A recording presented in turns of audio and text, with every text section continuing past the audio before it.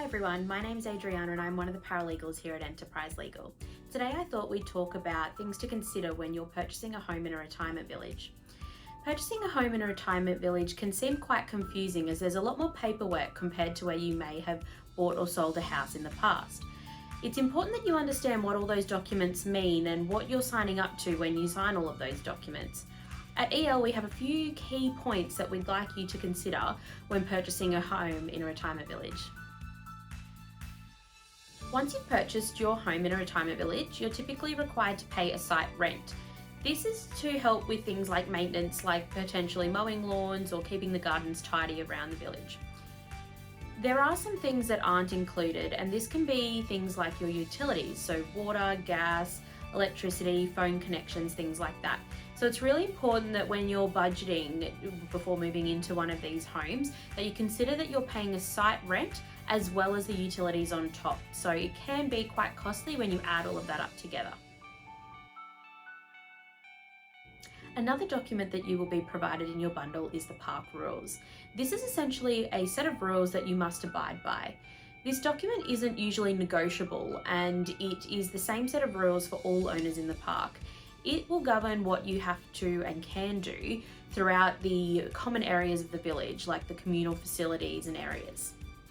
It's really important that when you're looking to enter into a retirement village that you look at these park rules, as that will help you with your day-to-day, what you can and can't do around the village.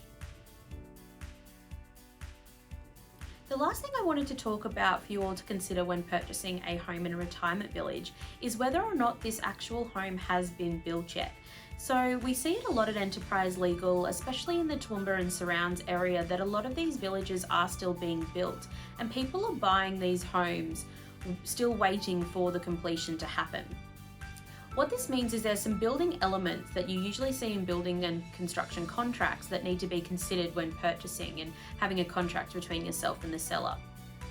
Some of these things may be warranties, and whether the warranties are assigned over to you post-settlement. So that's warranties with the builder or manufacturers. The second thing to really consider is things like defect liability periods. If there is a defect liability period, does that also get assigned over to you, and can you call upon the builder to come and fix those defects for a certain amount of time after settlement? This is a really relevant issue to consider in the current market when you take into account the building and construction industry, where the builder can sometimes be, seen as cutting corners to get a job done in the current climate.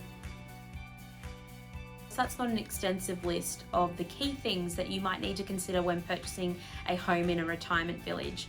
We highly recommend that you do engage a solicitor to be able to look at all of your documents and give you a comprehensive review of those so you understand what these documents mean and what your obligations are. If you ever need any help with purchasing a home in a retirement village, please feel free to contact us at Enterprise Legal, and I'm sure one of our team members will be able to help you.